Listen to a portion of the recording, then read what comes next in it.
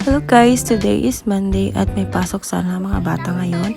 Pero may dental check-up sila na nakaschedule today, kaya hindi ko muna sila pinapasok at nag-email na din ako sa mga teachers nila at sa school manager.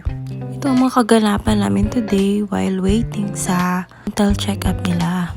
Ito, naglalaro lang sila dito sa gilid while waiting for their turn.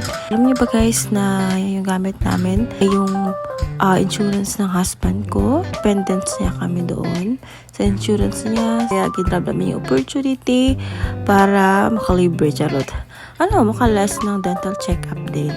Hindi naman dahil sa may mga benefits at may dental coverage sila. So lang din namin na maka-experience din sila paano i-check up dahil ever since hindi sila nakapagpa-check up nung nasa Philippines kami dahil medyo may kamahalan din. Kaya we're